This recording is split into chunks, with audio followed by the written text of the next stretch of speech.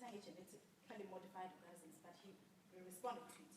I was going to emphasize that there is already a piece of legislation, the Modified Organisms Act of 1997, that regulates indoors and GMOs. But if there are concerns about that, that can be put, if there are proposed amendments, that act needs to be amended or it needs to be repealed, that can be taken as umpago to the NCOP. But it is currently regulated. There is an act of parliament that was passed in 1997 that regulates the issue of modified organisms.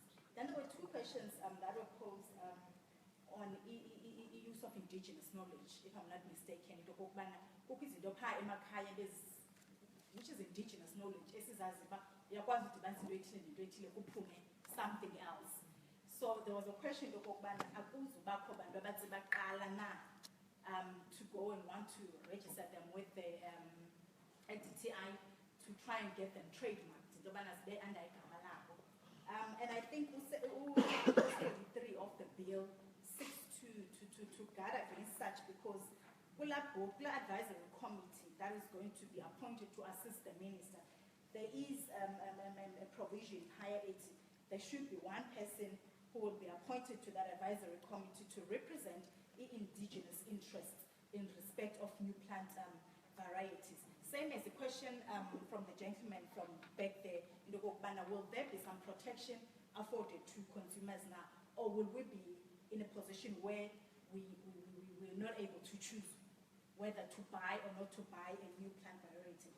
The same section, Honorable Chairperson, says that Kula Advisory Committee, there should be as well be a person with who is an appropriate person to represent the interest of consumers of new plant varieties or of products of new plant varieties. So I think unless we feel that representation, because those people then have a responsibility to advise the minister to take care of interests of the consumers. The person will be appointed to take. There will also be someone who's appointed to the advisory committee to take care of the interests of abantu who are indigenous knowledge. Those that are indigenous and are shared by abantu and not necessarily into that is owned by a particular person. And then there was the other question from Professor that I think we should just take as something as umpago again, Chairperson, that the bill needs to be sensitive to the Intellectual Property Rights Act. In fact, in the memorandum of the bill, they say that it was one of the motivations why they proposed the amendment to bill, because they established in the Bokbana they do not fully comply with the with things that have to do with intellectual property, including our obligations in terms of the international instruments that regulate intellectual property, as well as the indigenous, the promotion of indigenous knowledge. So I think those are the things that I wanted to reflect on, Chairperson. Thank you. Yes, great contribution from the team of the legal advisors. Calling follow-ups that you want to do? Can I say something? And okay, before you go to the meeting, before you, I will give you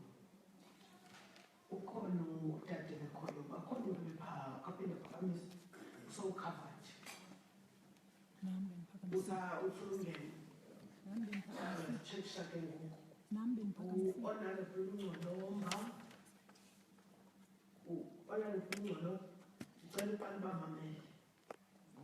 Before I'm going to give this lady, it's a follow-up. Mama also, Mama job is number 2. Number 3, number 4, number 5, number 6, and closing everything. Number 6, and closing everything in course. Thank you. Just speaking about the genetically modified foods that we have in South Africa, Edmore put forward the herbicides that are used on the genetically modified crops, which is the glyphosate, which has been called a cancer-causing carcinogen by the World Health Organization. That is a poison. Our Cancer Society in South Africa agree with the World Health Organization that it causes cancer. That is the big poison that is going on the genetically modified crops. And just because they've been regulated doesn't necessarily mean it's good for our country and our people. Our staple diet is genetically modified, and it's sprayed with that cancer-causing glyphosate. So if we're wanting to protect the poison that our people are eating and protect them from being poisoned, then we should be looking a lot at this glyphosate-based staple diet that our people are eating, which is maize. And this herbicide has been banned around the world in lots of countries. And that is a big poison that we have in our country. Why are we not protecting our people who are eating it for breakfast, lunch, and supper from being poisoned? And we are being distracted by all of these other things, worried that people like me, small farmers who are crossbreeding or people that are wanting to crossbreed foods, are worried that they're going to be poisoning people. And I'm not saying it's not a legitimate concern of the plants, but we're wasting our time and energy when we should be focusing on the real things that are poisoning our people. And you said earlier that the government doesn't say that you will be overstepped by big companies. That has already happened in South Africa. Most of the seeds in South Africa are owned by big corporations like Monsanto. They own probably 80% of the seed companies in South Africa. They buy out all of the seed companies. They register all the plants. And we're saying that we're not going to let them be overstepped. It's already happening. It's already happened in our country. We don't own our seeds in our country. We don't own our seeds. Okay, so that's a huge issue. And the poisons that go with the genetically modified food wasn't addressed. And that's a very, very big issue that we face in our country. And then it says, we are protecting the small farmers. Everything must be regulated by law. The aim of the bill is not to promote big business. The idea is that they both can coexist. That has not happened in South Africa. They are not coexisting. The big corporations taking the land and the farms from the small farmers and using the poison and the monoculture and the monocropping. And now they want to regulate and own the rights to their plants. And speaking about indigenous plants, I can guarantee you that most people do not want to have their indigenous plants registered by one person who owns the rights. Most people in South Africa will hate that happening. That's just crazy. That's just greed, and would just be making money. Our indigenous knowledge and our indigenous plants owned by one person, which will probably end up being a corporation, not even a person. And therefore, none of our people will be able to have those indigenous crops and give it away and share it as they did in the past. So that's not looking after small farmers. And we can see in history in South Africa how these big corporations have already just mowed over all of the small farmers and our people in South Africa. So I think that saying that we want to protect the rights of small farmers and they can coexist is not a possibility, because we can see it already hasn't happened. Thank you.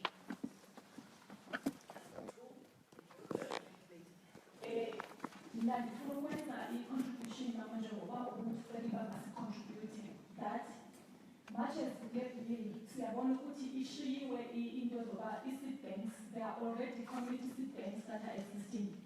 There are community nurseries that are existing, because there are people in the abenza ulimo lwendalo that have been fighting what the previous speaker has said, the GMs. So if then we can look at the community seed banks under this definition, selling, utata elungisa lando, because we sell public definition. We are included tinabantu that are not even selling, that are sharing, that are keeping these seeds that are indigenous seeds and OPVs with communities. So even the example that he is giving, Mr. Jende, a cooperative, yeah, registered, but then a community nursery.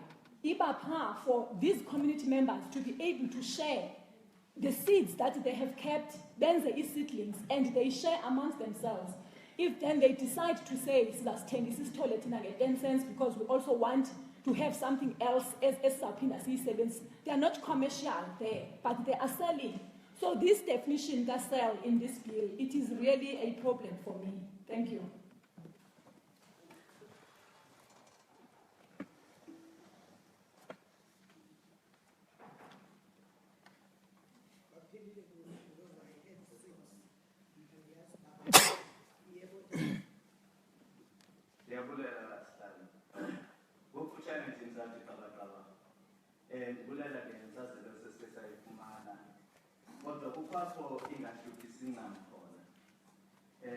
ngakumbi phansi kokhuselo losemashishini abancinci nokhuselwa kolwazi lwemvelo.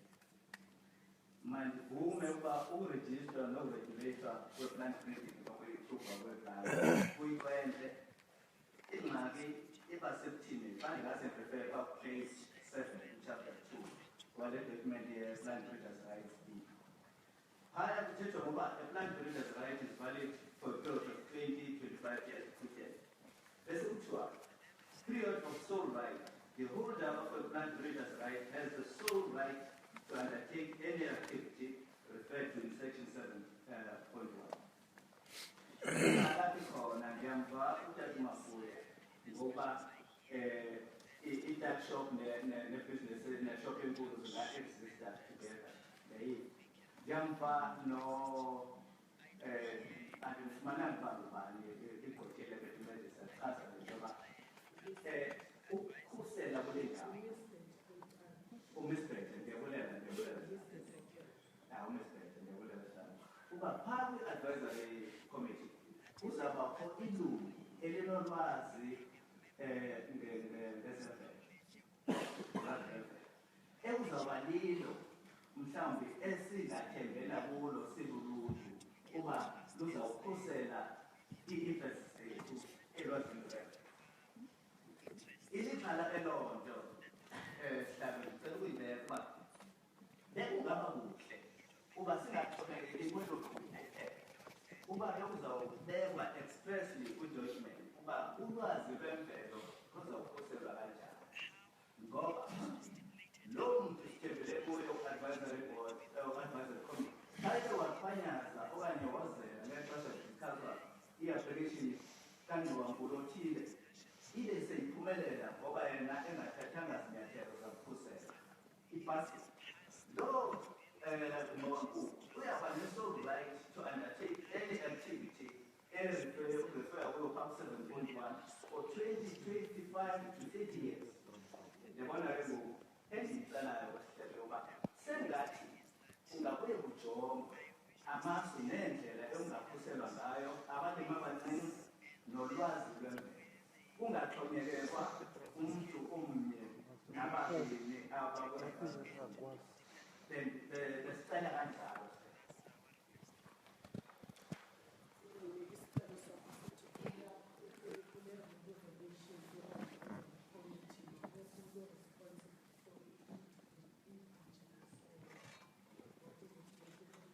Indigenous knowledge.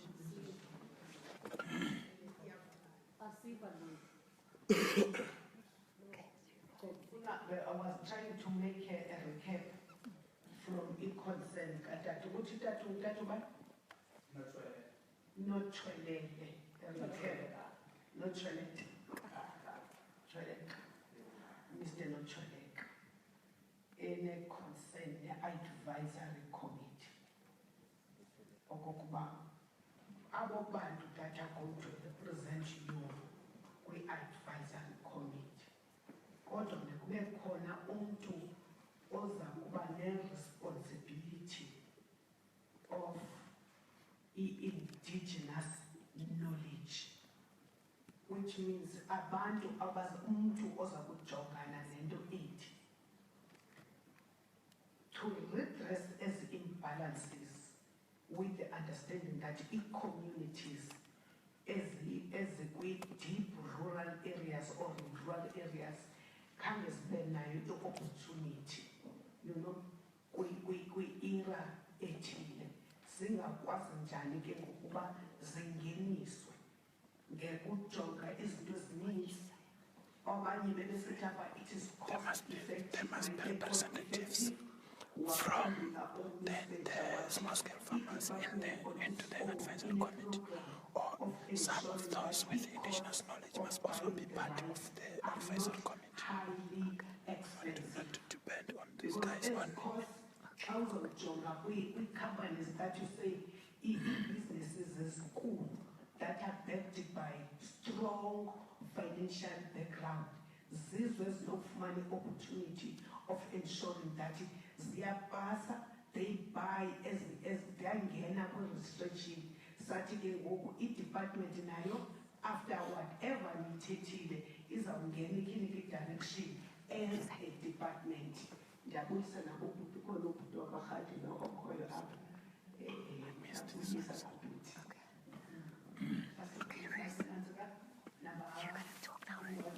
Can I have your full name? No, sure. Okay, write it here. Okay. Five. I'm just gonna watch her. You go quickly, go.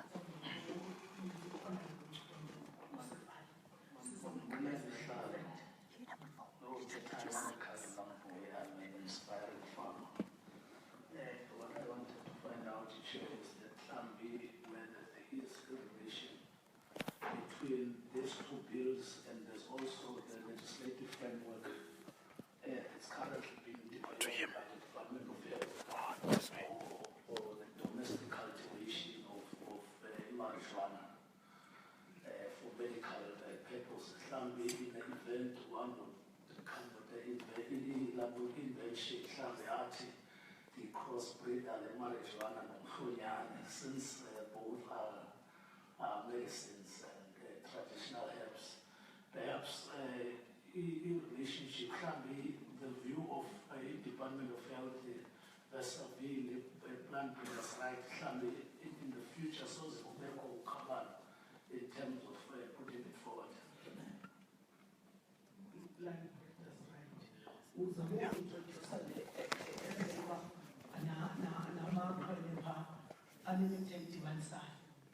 All right. Mamele futhi i-Department of Health Plan Breeders right.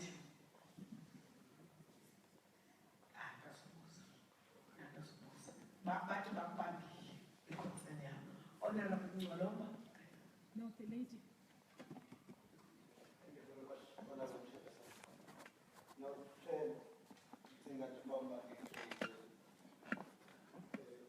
matter wishes all I think why Udad and the development you come out with like Eastern Cape Farmers Association. I think no matter we don't have to live with here, Chair, because ending for the when I was listening to the questions which were raised and some sense of course, it meant there's work that must be done. It can't just be for compliance purposes, but there is intensive work that needs to be done and coordinated by the Eastern Cape Farmers Association in particular, as it represents the interest of everyone. In ensuring that we remember we're talking about the radical economic transformation. It can't be an isolated thing, it's hanging there. You must talk to what we do every time, wherever we want to amend anything. For that matter, we all try that since 1975-6, obviously the intentions of this act was not intended for the previously disadvantaged or small or emerging. It was intended to achieve certain objectives which are different from what we are pushing now. And therefore, I think the university must assist in ensuring that the contribution of the Eastern Cape talks to the kind of the transformation we need, even in this sector. Hence, their participation towards the 15, is critical. I wanted to raise that. I know that's a clause is supposed to be done by you way forward, but I felt I should not keep quiet on this one. Because it really, if we miss this opportunity, we'll always cry that big companies are impeding our progress. I think what we were trying to do is to arouse your appetite. Rise above, yes, focus technically, but again, focus on the strategic objective of any act that is being enacted or built in this instance. That its objective is to ensure that it achieves what it wants to achieve. And if it is not achieving, it must be amended such that it is able to deliver to what we expect. I wanted to make that special appeal, Chairperson. But Chairperson, the other thing was I was worried when we were responding to the question of invitations. I want to believe that we do have stakeholders register. You know, in our offices. And I think formal invitations must be done to organize the structures. If not, I think we must ensure that those stakeholders register formally so that when kinds like this, they are formally invited over and above press releases and other things so that they can participate effectively. I wanted to make that, Chairperson, as a contribution. If I'm controversial, please forgive me. The intention is positive. Thanks. Honorable member for the contribution. Bahlali, the intention was to ensure that the meeting was